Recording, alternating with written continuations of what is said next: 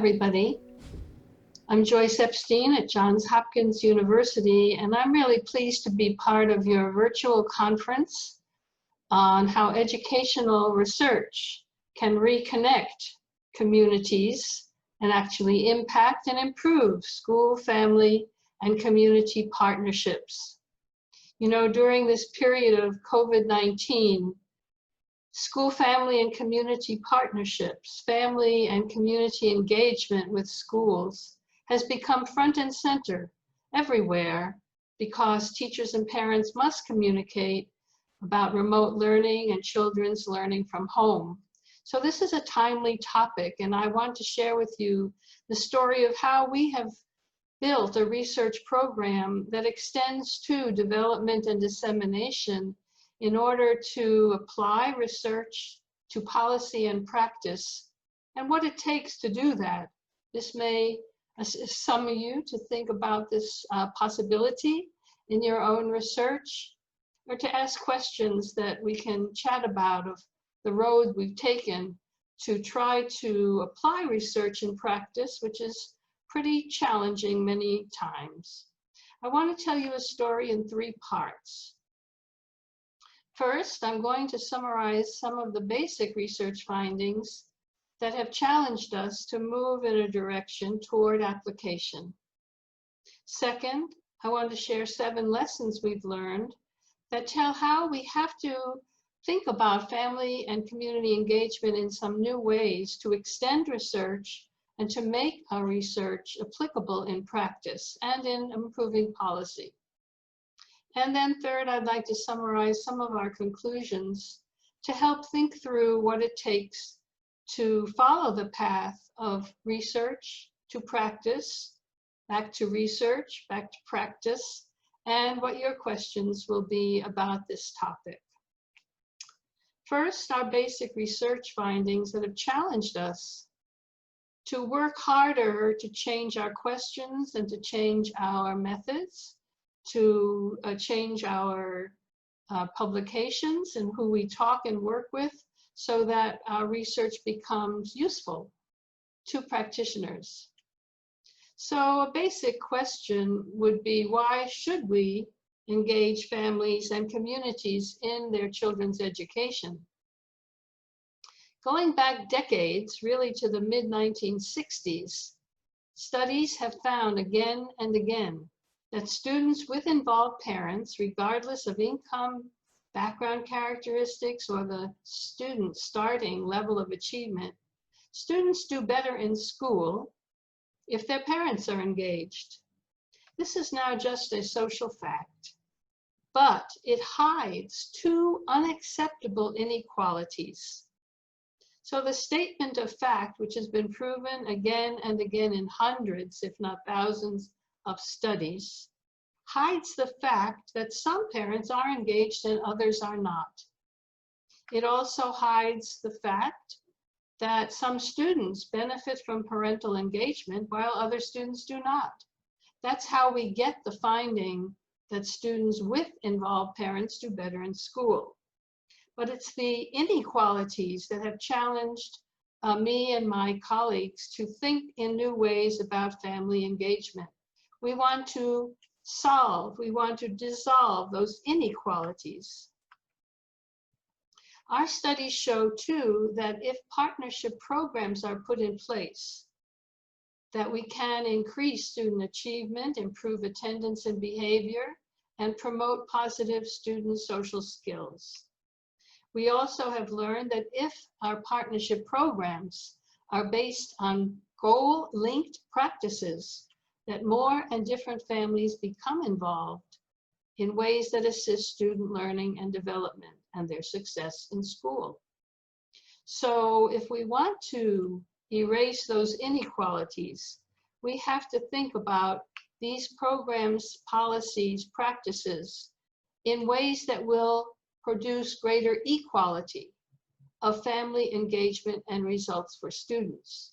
In other words, we want to change the fact that some parents are engaged and others are not, some students benefit but others do not, to how can we help all students have the support from family that will help them do better in school.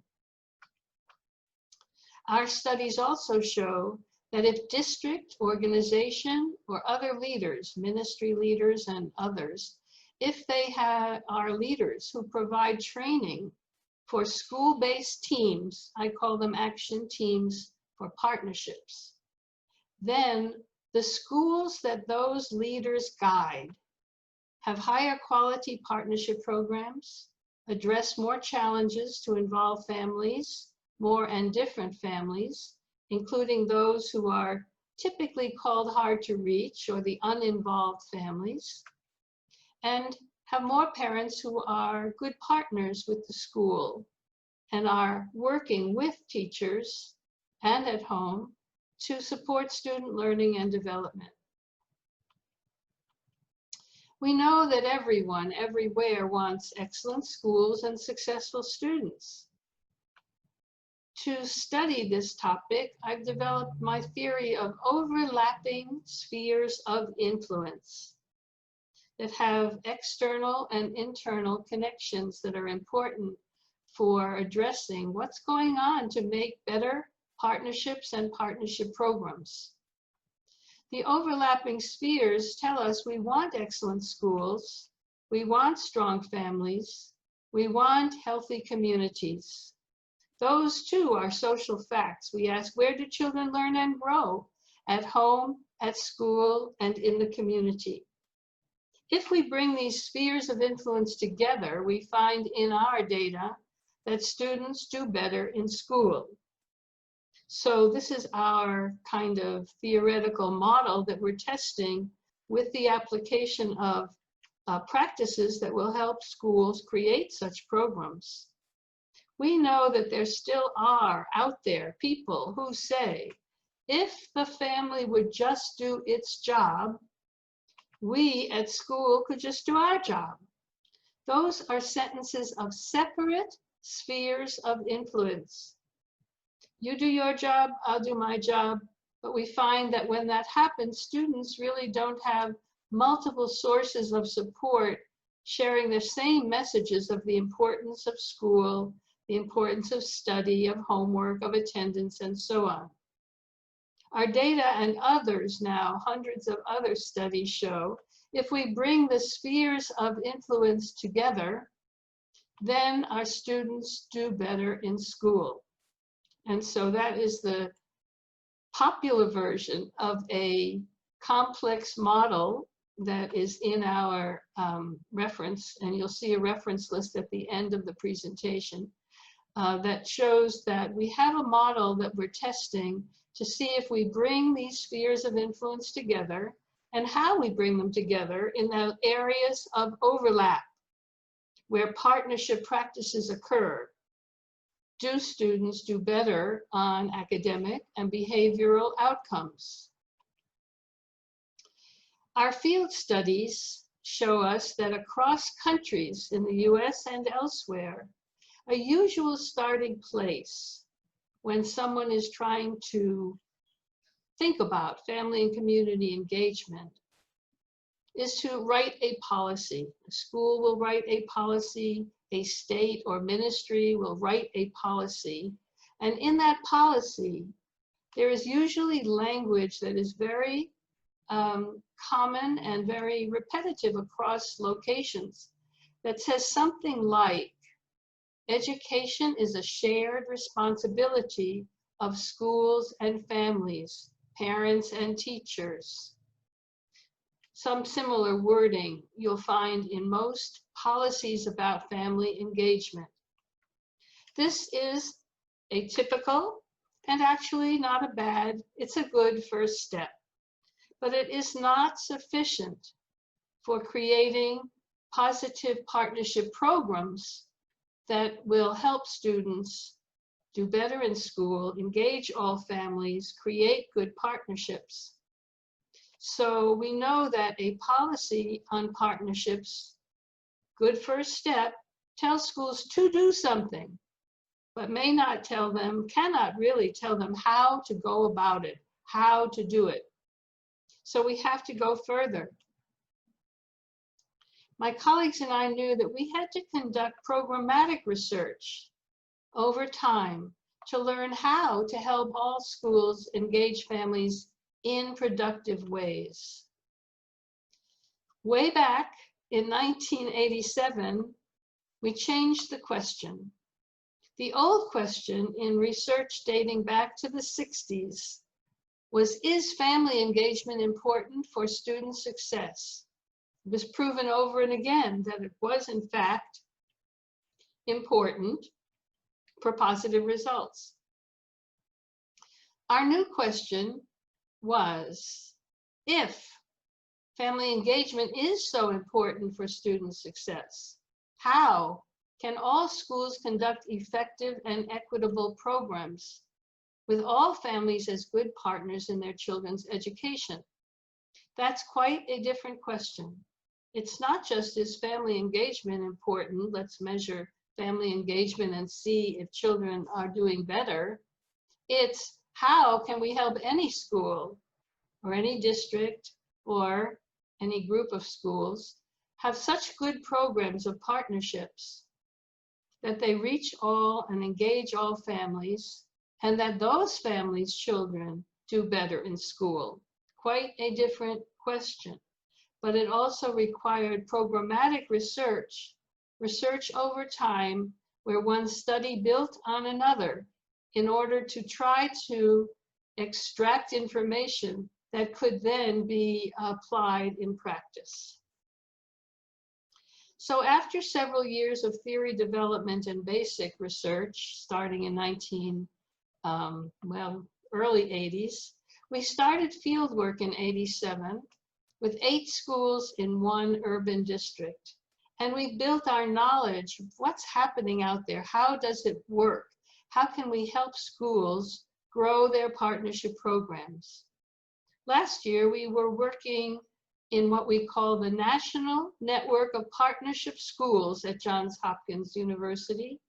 We worked with about 500 schools and more than 50 districts, organizations, and state departments in this and other countries to try to apply our research-based approaches in practice to improve programs wherever the schools may be in highly diverse communities with highly diverse student and family populations across this country, and help them use research-based approaches that developed after many studies and over many years.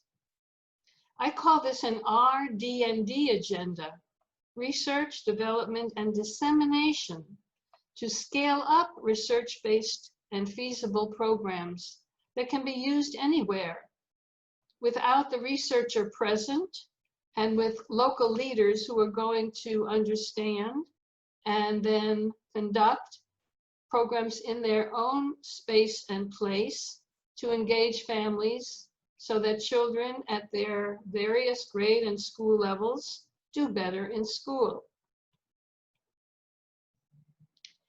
We have learned over time, as we've completed many studies and field work with many sites, going way back to the 87s, we've learned 7 important lessons that I think are useful if you want to think in new ways about family and community engagement. And they tell you how we have helped move our research results to practice. Our first lesson says school, family, and community partnerships is a better term than parent involvement, parental involvement, parental engagement for the broad field of study and for school-based programs. Some people like to talk about, well, what should we call it? We don't exactly know what we want to call it. Some people like the word involvement. Some people like the word engagement. We found that the word partnerships is really all-consuming and overarching, that it really is about the program and not about the parent. So for each of our lessons, I want to share with you something that this means for practice and something that this means for research.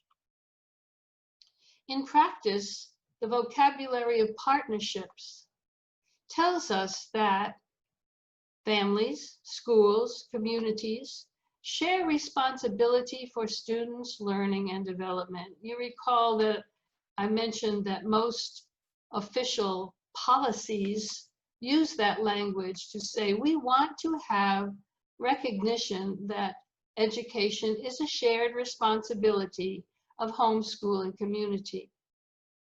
If we say parent involvement, we're talking about the parent. If we say school, family, and community partnerships, we're talking about the program we are building by the research-based approaches to reach out to engage families, to involve families and the community in ways that support children's learning and development. In research, by using the term school, family, and community partnerships, we don't get hijacked into the semantics issues of engagement and involvement, and maybe we need to solve those problems before we move on. It tells us that we must measure multiple contexts, home, school, and community. It also told us that we had to measure multiple reporters. We can't just ask teachers what they think about this topic, not just families or parents what they do at home or what they think about the topic. This is a complex, multi-site, multi-context kind of story, as our theoretical model illustrated. So we use the term school, family, community partnerships when we can. Now, sometimes we will slip and say parent involvement or parent engagement or some other democratic participation or other terms that are helpful and appealing, but we mean school, family, and community partnerships. Our second lesson is that school, family, and community partnerships is a multi-dimensional concept. It's not just one thing, and we don't have to solve what it is to isolate one thing. We identified a framework of 6 types of involvement. These types in a typology are separable, have distinct activities, raise particular challenges, and lead to different results. This is important for saying we have a useful typology. Even though no typology has pure types, we've been able to show the separateness and the distinctness of activities under each type of engagement. In practice, we know that this means that parents may be involved in different ways and different places if a school puts in place a program of family engagement that activates the framework and engages them along the 6 types. All types of engagement may focus on a particular outcome. So a school could design activities for all 6 types that engage students and parents together in reading or other academic subjects, or in behavior, or in attendance, or in other outcomes of interest. So this is a multi-dimensional concept that we can understand and see how they are in fact separate types with particular results that are important to schools. If they are important to this school or that school, they may focus on a particular kind of practice. In research, the fact of a multidimensional concept means that we have to use deep and specific measures of involvement. We may want to use subject-specific measures, as in, does family engagement in reading help support children's reading advancement and achievement? Not one measure. In the old days, way back when, many surveys had one item on family engagement. And what we've learned over so many years is that really is not the way to understand programs of partnership. The third lesson says a program of partnerships is an essential component of school and classroom organization. It's not something extra. It's not out of the realm of school practice. This is my contribution as a sociologist to organizational kinds of designs that say, what is a good school? What is a good district? What are the organizational components of an effective leadership place like a school or a district? A program of partnerships is an essential component of school and classroom organization, just as a reading, math, science, social studies, physical education program might be essential in a school, just as a testing program may be essential in a school.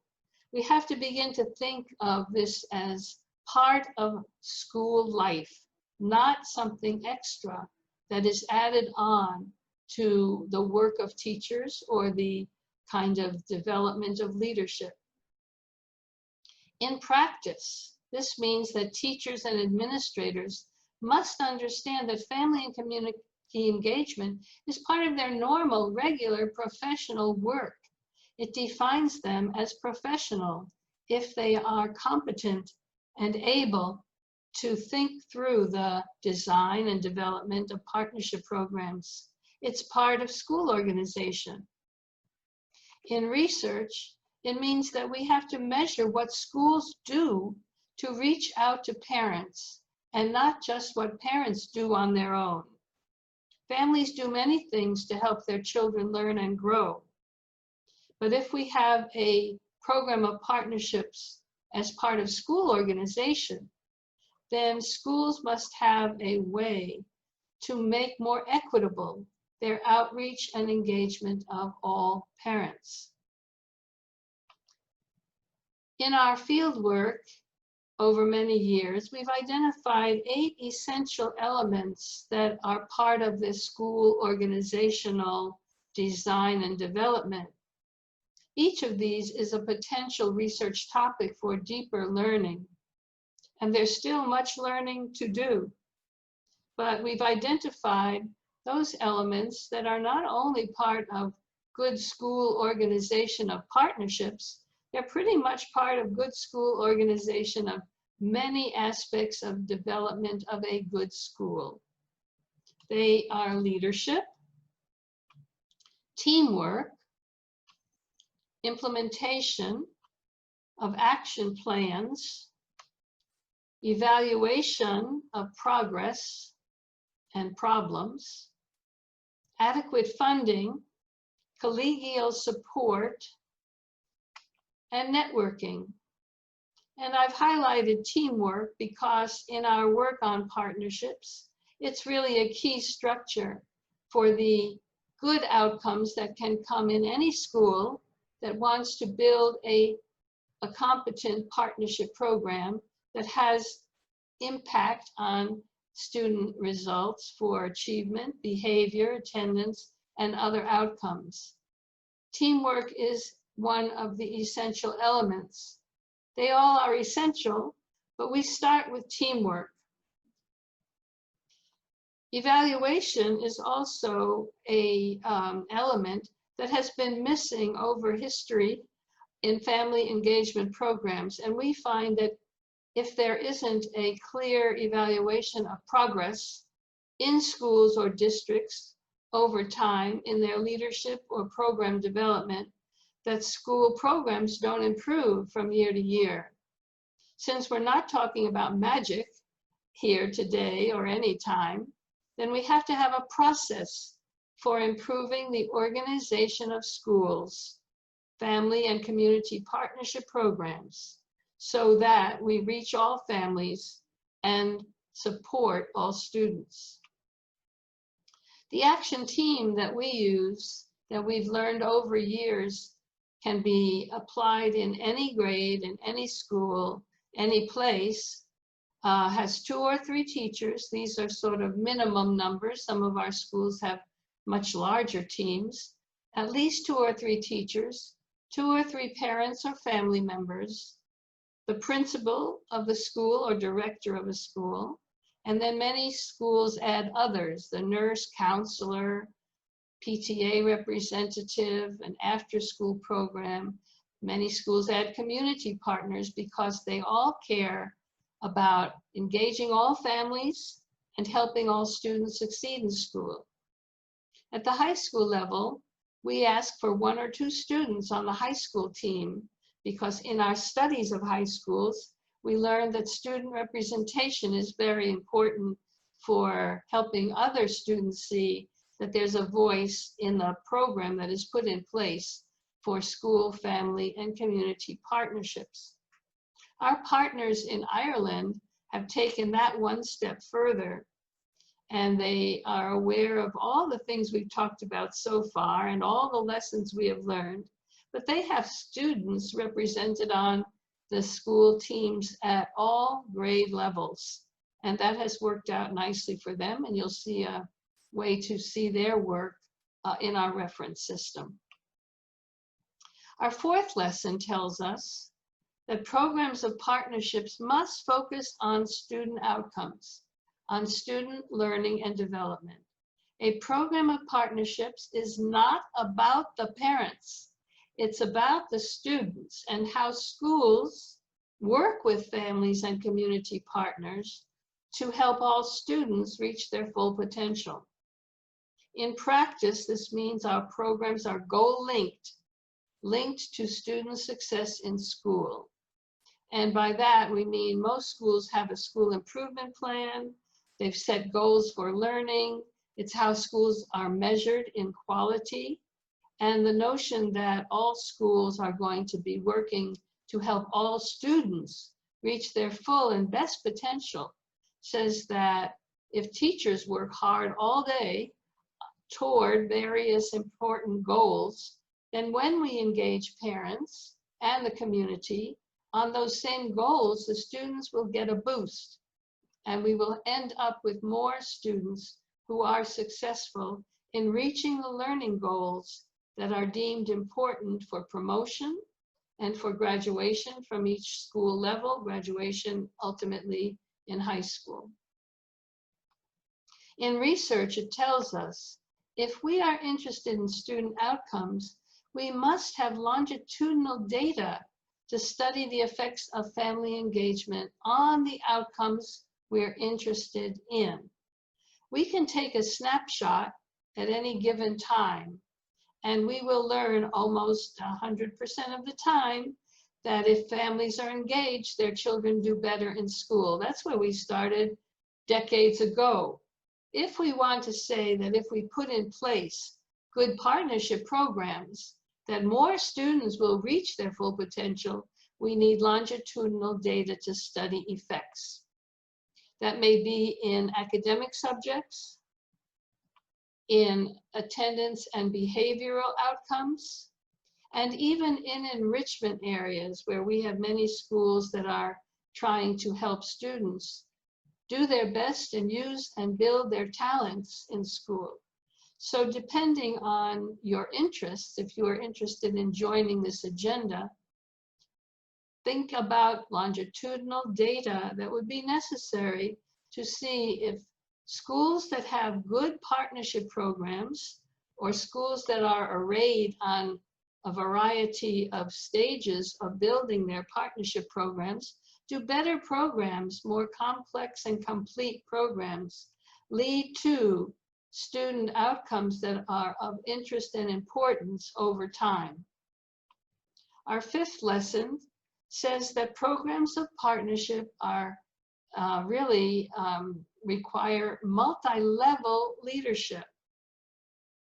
By that I mean that districts, states, organizations, or ministries are needed to guide schools to organize and implement, evaluate partnership programs.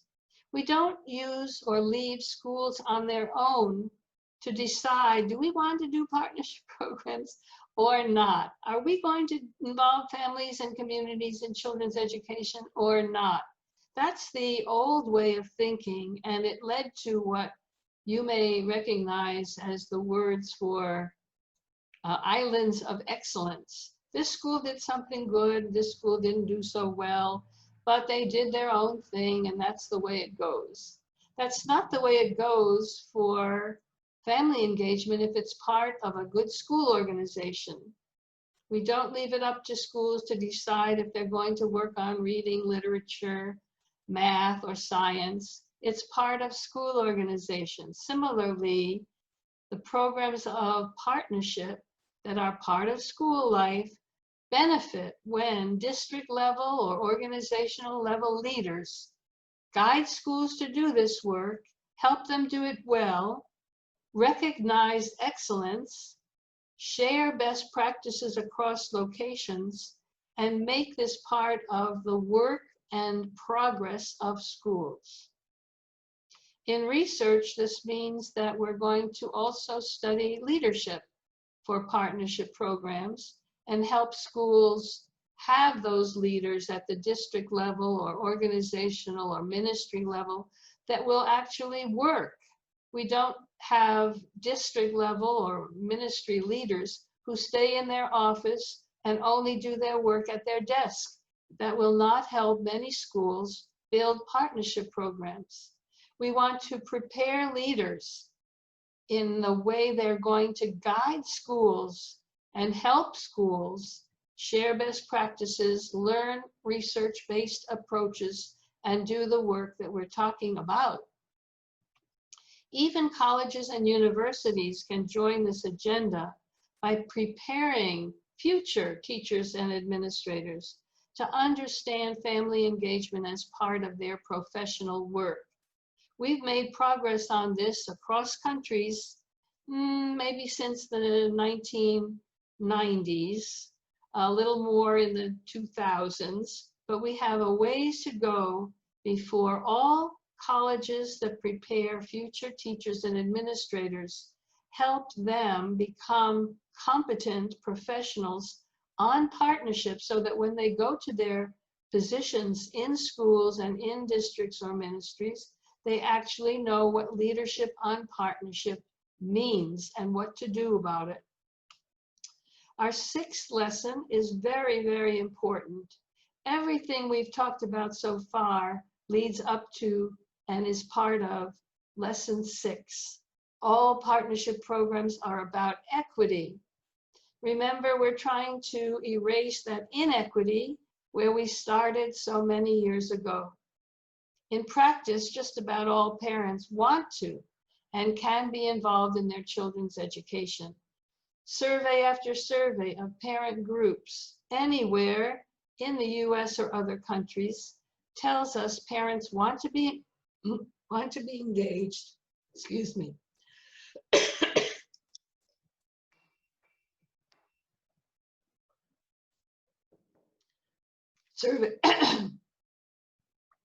Surveys tell us that parents everywhere want to be engaged,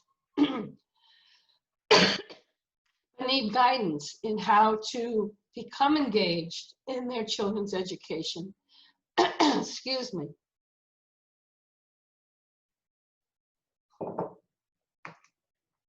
As their children move from preschool to elementary to middle to high school, parents want to be engaged in their children's education.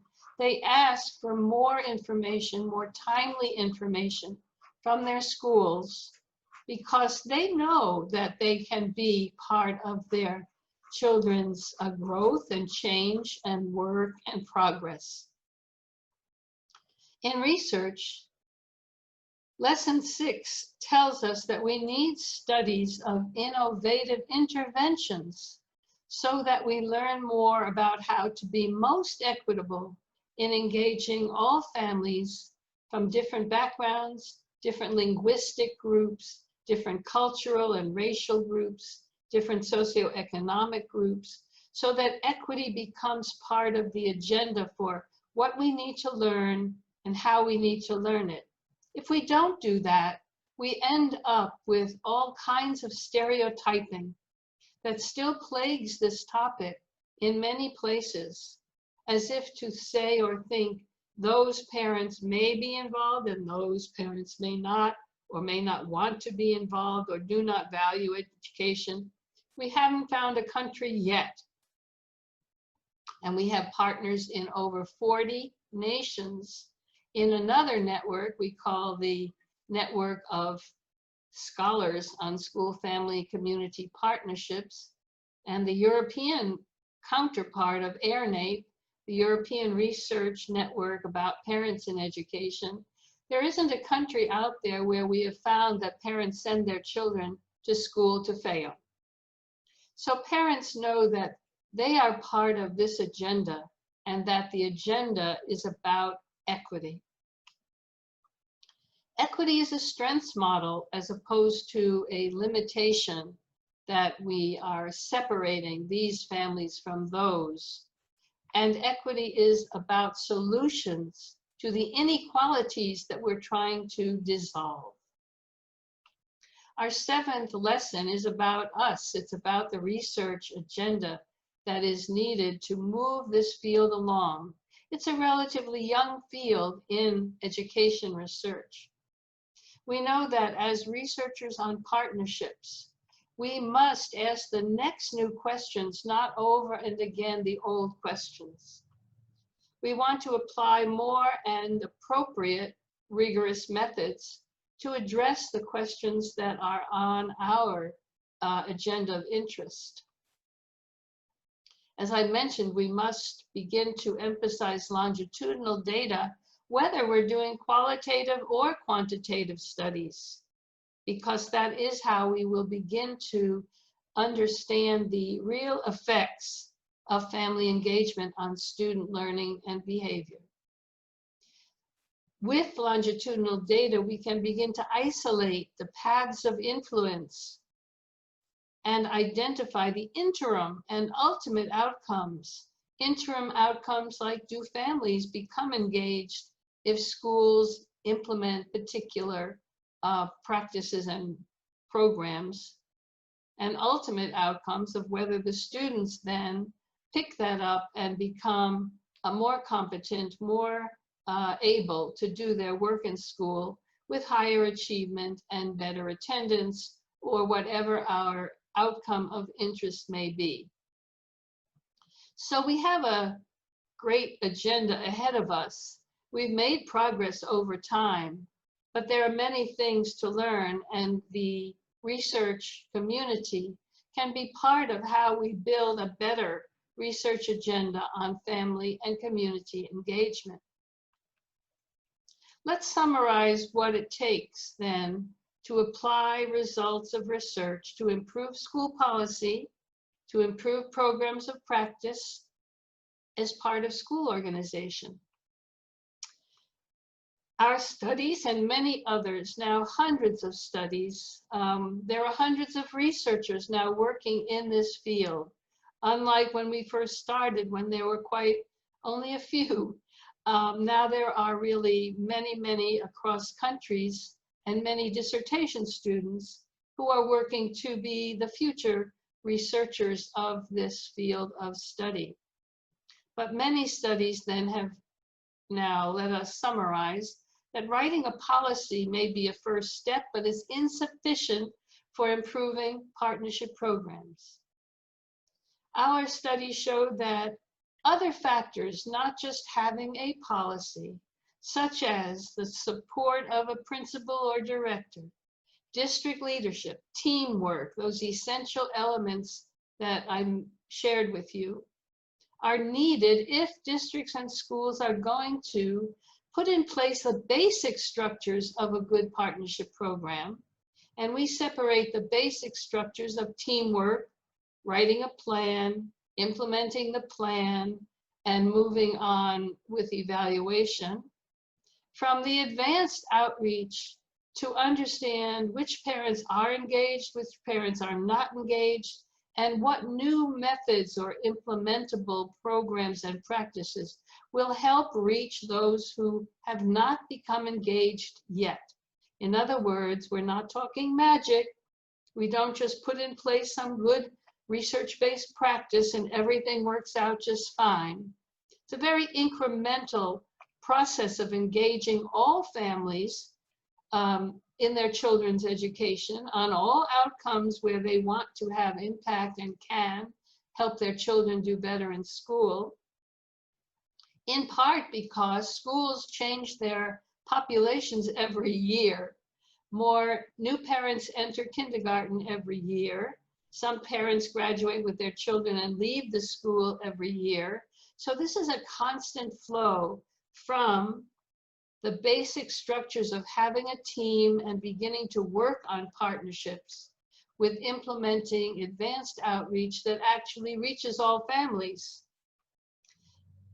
And consistent results that are having an impact on the parents that we're trying to reach are going to help a school see that over time, more and more families who were not engaged before, become engaged and are actually partners in education with schools and with the community.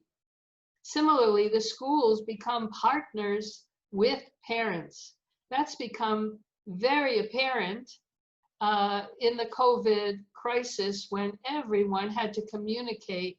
All teachers had to communicate with all parents, and parents had many things to communicate with teachers. And so the notion that we're going to have an incremental increase in the percentage of parents who are partners in their children's education is an attainable goal. And our D&D agenda requires that we as researchers are willing to become bilingual, I say, in speaking to and working with researchers and educators. Together, we really are going to accumulate results across many studies, translate statistical results into practical terms.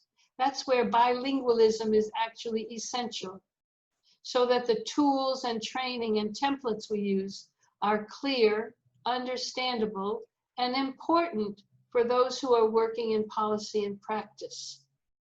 Often, researchers stop here. We do our studies, we present our results. But if we want to be active in translating research to policy and practice, we have to do some translating ourselves. In some cases, historically, we've left this step to others. We'll do the studies, somebody else will do the translations. What our history in the field of school family community partnerships and the lessons that we've learned has shown is it really helps researchers move their research to practice if they are willing to go through the translation and assistance steps of field studies and field work. We also must permit districts or ministries and schools to customize or tailor the tools and templates and training that we believe came from our studies to match their own goals and place. There are implemented interventions that hold kind of effective implementation or faithful implementation as the goal. If we want to have an impact broadly for research, development, and dissemination to scale up outreach to many other sites, we must enable and allow and actually guide customization and tailoring of some of the structures and processes we develop so that they fit the demographics and the goals and the histories and the intentions of place. So this makes all of these kinds of requirements complicated, and they do take time. There are major challenges to taking this kind of time to understand our D&D agendas. First, we have to have funds that will support work over many years, to work with large numbers of educators, and then do it again, and then try it again, and improve it again as we build a field of study. Most professors are not rewarded for this kind of programmatic work. They may not be rewarded for publishing in practical journals or presenting work to practitioner audiences. And so if we want to bring research to bear in practice, we may have to think about changing some of the reward structures and systems in our universities for professors who have a research agenda that has the potential for improving policy and practice, not just family engagement, but other intervention topics that could be really helpful for improving schooling from preschool through elementary, middle, and high school in subject areas, in behavioral areas, in social and emotional learning, and other topics that we all address. And you may know that there are other challenges if you have tried to enter this agenda. Finally, I want to share with you a couple of just thoughts that we can talk about when we have questions and answers, or you can email your questions directly to me. First, we've learned that family engagement is not fixed. It isn't about what a few parents do. It is alterable, can include all parents, and will benefit from research-based tools and training, and must include the incremental steps of continuous improvement. Family engagement is a component of good school organization and effective district leadership. It is not extra outside the work of schools. It is part of professional work. In the old days, sometimes teachers said, well, I'm the professional and you, the parent, are not. And what we've learned is that there is a new definition as we build new knowledge that being professional on family engagement means knowing how to do this work well, how to use research-based approaches for improving policy and practice, what teachers do, what parents do, and what educator administrators do and others to grow a field of knowledge that will reach out to all families and erase those inequalities. That is being a true professional. If districts and schools do nothing new, if we leave this all up to chance, they will perpetuate the inequalities we started with in the past. And we will continue to see that only some parents are engaged, others are not, only some students benefit, others do not. And given what we've learned and what we know, that would be a sad story. Because if we see this as an organizational development component, we can do better than the inequalities of the past. The good news is that with leadership, teamwork, and planning, with persistence, we've really learned that all schools can engage all families, regardless of background and regardless of things that used to be called constraints or limitations. With goal-linked partnership programs, we're using people's time in better ways. We're engaging families in ways that matter and that will matter to their children, which is really the point of all education, elementary, middle, high, preschool, elementary, middle, high. What we've learned at Johns Hopkins is a network can help. Our National Network of Partnership Schools, NNPS, conducts its program, Research to Practice. Then we learn from the practitioners to conduct new studies, and it goes on and on in a chain from there. Research to practice, practice to research, back to practice, test it out, figure it out, conduct the studies, and move to a better place. Our network provides the sites that join us with research-based tools, training, materials, technical assistance. Of course, I do not do this alone. It is necessary to have a staff. We call it on-call facilitation for the sites, the schools that want to do this work. And they have the help available by phone, email, website, webinars, and so on. We provide coordinated planning, and we conduct the evaluations every year for every site that joins our network. This is a partnership too, and so through those evaluations, we continue to collect data from hundreds of schools that we really would not be able to use or find for a typical research study. And you'll see those in the references that I provide. Most important, a network should help schools, districts, and other educators network with each other and share best practices, so that this is not a secret that we're trying to keep from others, but something we share to help others see how to use research-based approaches in practice. You can visit us at www.partnershipschools.org, and you'll see how we share this research-based approach to attract those who would help us scale up the agenda in their own locations. In the section called Success Stories, you'll see books of promising partnership practices where our sites are sharing their work to show how they're using teamwork, what they're trying to do to reach families who would typically be harder to reach, how they're assessing progress, and so on. In this presentation, I am sharing references, which you'll be able to access, I am sure, through the EERA kinds of resource materials. And I wanted to show you some of the practical and research publications that are available either from publishers, that's these.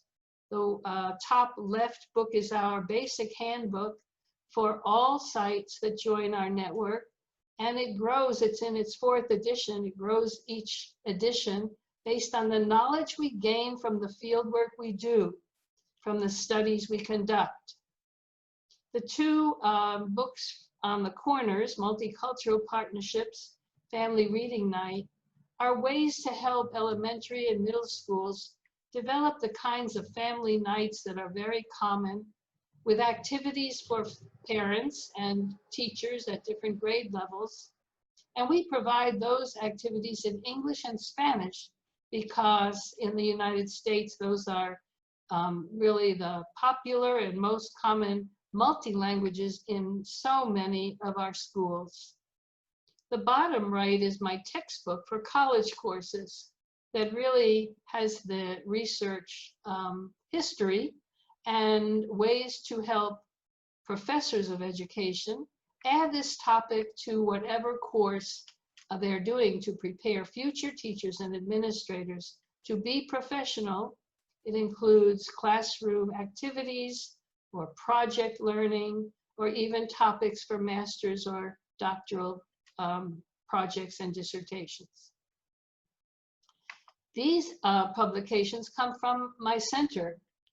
The publication on the left is the book we do every year and have done so every year since 1997 to help schools in our network share their best practices. In the middle is a kind of summary of those books that boils down to 10 examples on those goals for children's learning and good partnership programs that we call samplers. And they're taken from multi-year books of promising partnership practices.